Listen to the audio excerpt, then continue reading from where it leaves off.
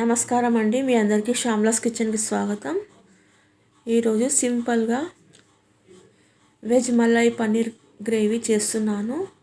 ఇప్పుడు తయారు చేసే విధానం చూద్దాము. ముందుగా పొయ్యి పైన కడాయి పెట్టి 2-3 గరిటెల ఆయిల్ వేసి ముందుగా కడిగి కట్ చేసిన 1 కప్పు బీన్స్, 1 కప్పు క్యారెట్ వేసి ఆయిల్లో మంచిగా ఫ్రై చేసుకోవాలి. ఆయిల్లోనే కొద్దిగా ఉప్పు వేసి మంచిగా మిక్స్ చేసి మూత పెట్టి మంచిగా మగ్గనివ్వాలి. మధ్య మధ్యలో కలుపుతూ మూత పెడుతూ ఉండాలి. మంచిగా ఒక 70% బీన్స్ క్యారెట్ ఉడికించుకొని తీసి ఒక ప్లేట్లోకి వేసుకోవాలి. అదే కడాయిలో 200 గ్రాముల పన్నీరు కట్ చేసి వేసుకోవాలి. ఈ పన్నీరు నేను ఇంట్లోనే తయారు చేసిన పన్నీరు. మంచిగా పన్నీర్ను కూడా ఎర్రగా వేయించుకొని తీసి ఒక ప్లేట్లోకి వేసుకొని పక్కన ఉంచుకోండి. ఇంట్లో వేసిన పన్నీర్ అనేది ఎంత స్మూత్గా మంచిగా ఉంది చూడండి. ఇప్పుడు అందులోనే కొద్దిగా బటర్ వేసుకొని 1 చక్కెర పూలు, 2 పెద్ద ఇలాచీలు, 1 బిర్యానీ ఆకు, 1 ఇంచు దాల్చిన చెక్క, 2 గ్రీన్ ఇలాచీలు, 5-6 లవంగాలు, 1/2 స్పూను షాయి జీరా, 15-16 జీడిపప్పు ముక్కలు, అలాగే మీడియం సైజు 2 ఆనియను, 4 పచ్చిమిరపకాయలు, 10-15 మిరియాలు, కొద్దిగా ఉప్పు వేసి మంచిగా మిక్స్ చేసుకోవాలి. చేసుకొని మంచిగా దోరగా వేయించుకొని 1 గ్లాస్ వాటర్ పోసి మంచిగా ఉడికించుకోవాలి. కాజు, ఆనియను మెత్తపడేంత వరకు ఉడికించుకోవాలి మంచిగా. అందులోనే 2 ఇంచుల అల్లం కట్ చేసి వేసుకోవాలి. 3-4 వెల్లుల్లి రెబ్బలు కూడా వేసుకొని మంచిగా మిక్స్ చేసి కలిపి మొత్తం ఉడికించుకొని మంచిగా మనం ముందుగా వేసిన పెద్ద ఇలాచీలు తీసేయాలి. అలాగే చక్కెర పూలు, దాల్చిన చెక్క, బిర్యానీ ఆకు మొత్తం తీసి పారేసేయాలి. ఇక వాడుకోవద్దు. అవి మిక్సీలో వేసి గ్రైండ్ చేస్తే కర్రీ చేదెక్కుతుంది, కలర్ కూడా చేంజ్ అవుతుంది కాబట్టి వాటిని తీసేయాలి. ఇప్పుడు స్టవ్ ఆఫ్ చేసి ఆనియన్ చల్లారే వరకు ఆ పక్క నుంచి ఆ తర్వాత తీసి మిక్సీ జార్లో వేసుకోవాలి.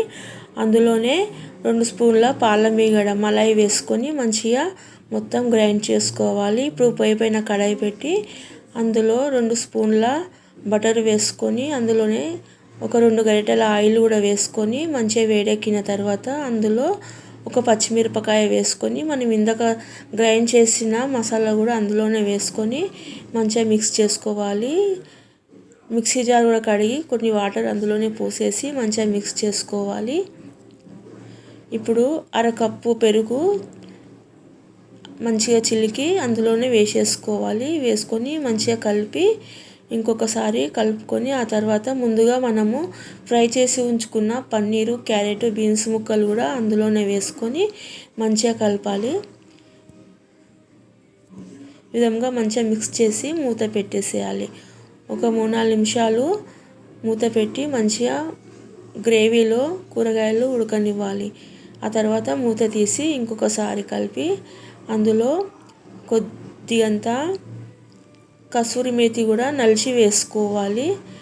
అలాగే 1 స్పూను గరం మసాలా వేసుకోవాలి.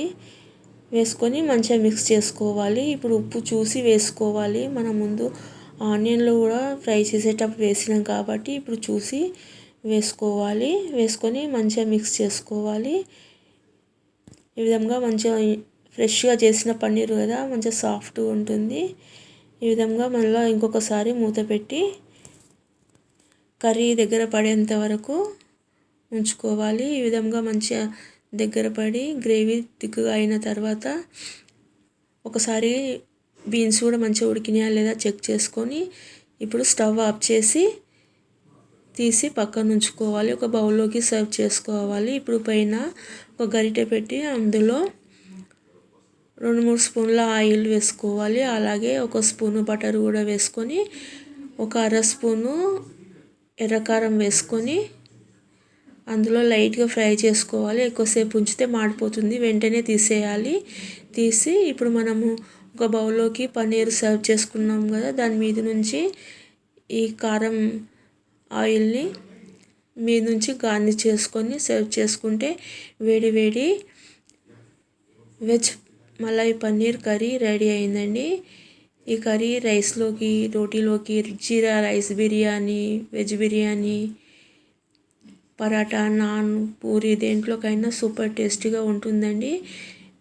అలాగే ఒక ప్లేట్లోకి మంచిగా సర్వ్ చేసుకొని నాన్తోని, చపాతీ, పరాటా దేంతోనైనా సర్వ్ చేసుకొని తింటే సూపర్ టేస్టీగా ఉంటుందండి. మీకు ఈ వీడియో కనుక నచ్చితే తప్పకుండా లైక్ చేయండి, షేర్ చేయండి, సబ్స్క్రైబ్ చేయండి. Thank you. ఈ కర్రీని లంచ్ బాక్స్లోకి, ఆఫీస్కి, స్కూల్ వెళ్ళే వాళ్ళకు కూడా లంచ్ బాక్స్లో పెట్టి ఇస్తే చాలా టేస్టీగా ఉంటుంది. మధ్యాహ్నం వరకు కూడా అస్సలు ఖరాబ్ కాదు, చాలా టేస్టీగా ఉంటుంది. Yummy yummy veg malai paneer curry ready అయిందండి. ఈ కర్రీ తప్పకుండా చేసుకొని తినండి. మీకు ఈ వీడియో కనుక నచ్చితే తప్పకుండా లైక్ చేయండి, షేర్ చేయండి, సబ్స్క్రైబ్ చేయండి. Thank you. Please subscribe.